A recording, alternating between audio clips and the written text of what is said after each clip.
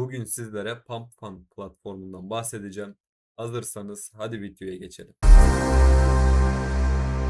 Merhabalar arkadaşlar, Kripto Kurdu'na hoş geldiniz. Ben proje ekibinden Furkan.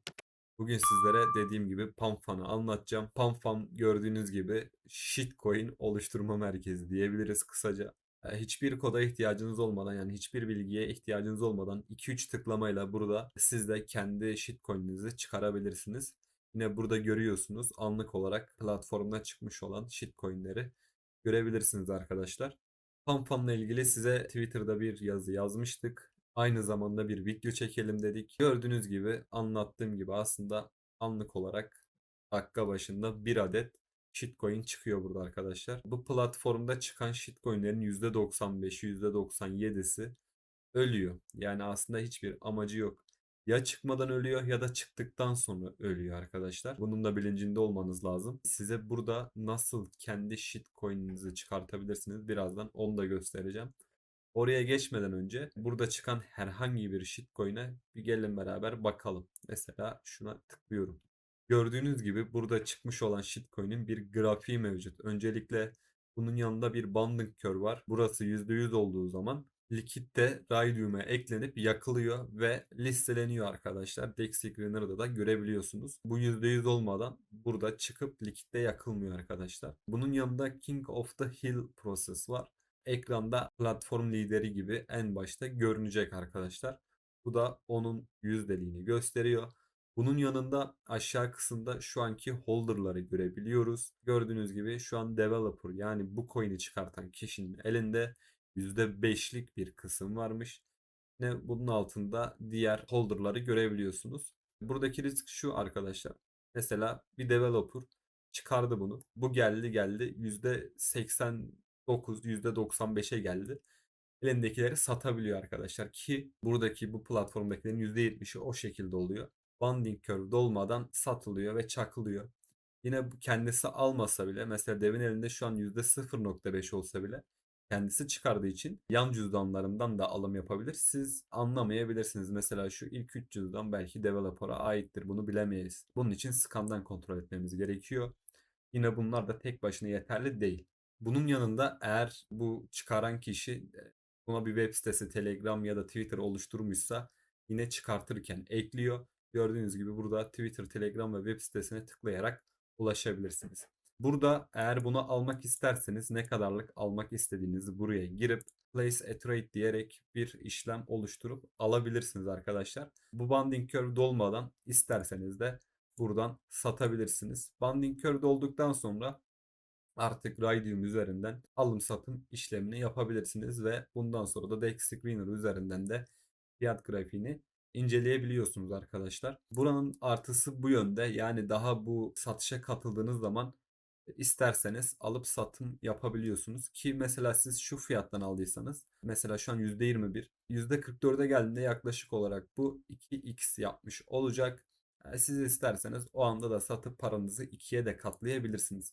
Ama dediğimiz gibi bu platformda herkes kendi coin'ini çıkartabildiği için çok riskli. Aslında sizin burada yapmanız gereken şey farklı kanalları da kullanarak burada PumpFun'da çıkan kaliteli projeleri bulabilirsiniz. Mesela hangi kanallar diye soracak olursanız Twitter'dan araştırmasını yapabilirsiniz. Kaliteli kişilerin çıkartmış olduğu shitcoin'lerde iş yapabiliyor. Bunun aramasını da Twitter'dan yapabilirsiniz. Mesela size bunun bir örneği olarak dün gece Kathleen Jenner bu bir spiker arkadaşlar Amerika'da bir Pampan üzerinden bir shitcoin çıkardı. Dün akşam saat 11.07'de ve kendisinin 3.3 milyon bir takipçisi var. Dün akşam çıkardı Pampan üzerinde şu an çıkardığı shitcoin'in market cap'i 28 milyon dolar civarında. Mesela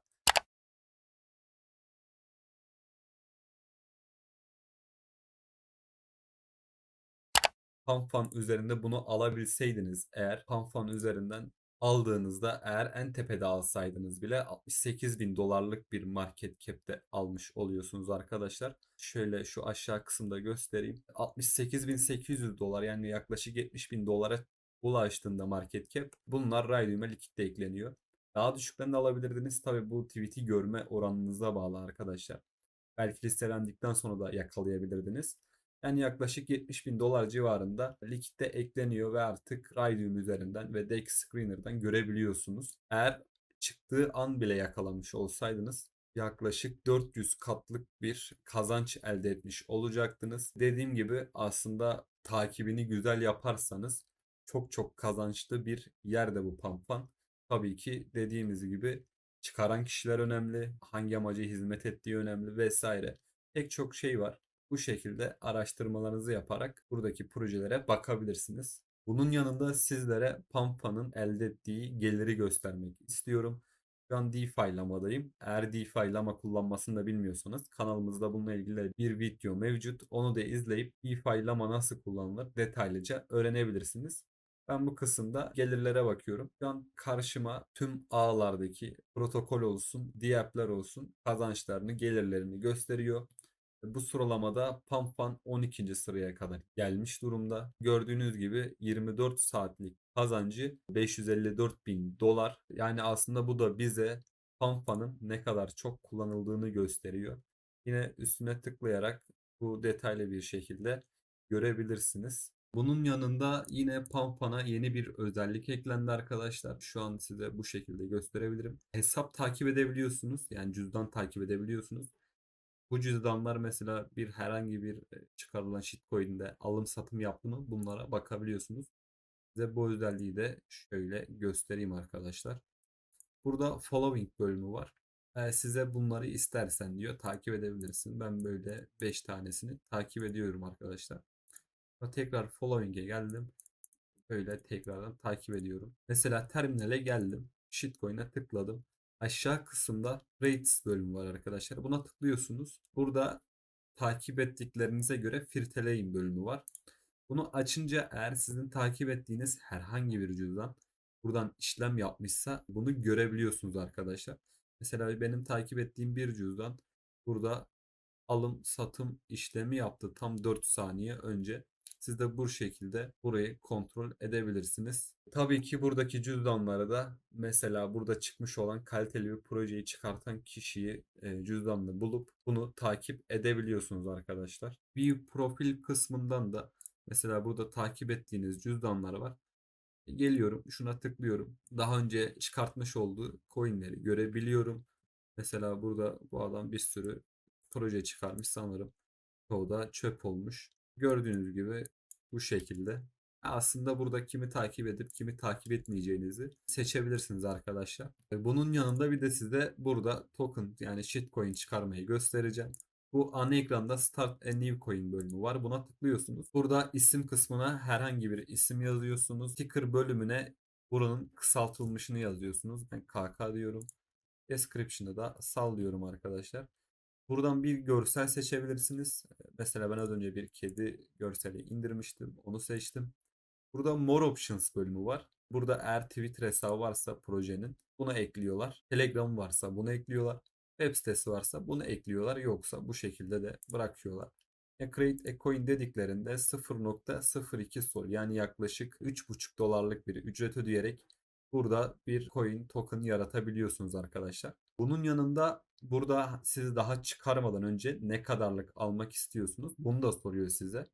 Eğer alım yapmak istiyorsanız buraya ne kadarlık alım yapmak istediğinizi girerek coin'i çıkartabilirsiniz arkadaşlar. Eğer siz alım yapmadan çıkartmak istiyorsanız create coin diyerek kendi shitcoin'inizi çıkartabilirsiniz. Gördüğünüz gibi yaklaşık 3,5 dolarlık bir ücreti alıyor. Siz shitcoin'inizi çıkardıktan sonra size şöyle göstereyim. Aynı böyle sizin de çıkardığınız shitcoin'in bir grafiği olacak. Burada funding curve olacak. Dediğim gibi burası %100'e ulaştığı zaman Raydium'a likiditesi eklenecek. Yine bunun yanında aşağı kısımda elinde bulundurulma olanlarına göre holder'ları da görebilirsiniz arkadaşlar. Bu en üstte olan banding curve'ün içinde bulunan satılmamış coin'leri gösteriyor arkadaşlar. Rates bölümünden de anlık olarak alım satımları görebiliyorsunuz. Burası bu şekilde arkadaşlar. Yeniden ana sayfaya döndüğümüzde following kısmına da geldiğinizde az önce birkaç kişiyi ben takip etmiştim. Burada detaylı bir şekilde takip ettiklerinizden neyi almış, neyi satmış bu şekilde görebiliriz. Kimi takip etmeli diye soracak olursanız. Mesela burada gelip bu adam bunu çıkartan kim? Nimrod'muş. Bu Nimrod'un çıkarttığı, daha önce çıkarttığı coin'ler var mı? Bunlara bakacağım. Şu an yok. Yok olarak gözüküyor. Eğer daha önce birçok çıkartmış olsaydı ve çoğu batmış olsaydı zaten bu adama en başından güvenilmeyecek olduğunu görebilirdiniz. Benim şu anlık anlatacaklarım bu kadar. Eğer aklınıza takılan herhangi bir soru varsa bize sormaktan çekinmeyin. Videoya like atmayı, kanala abone olmayı da unutmayın. Kendinize iyi bakın. Görüşmek üzere.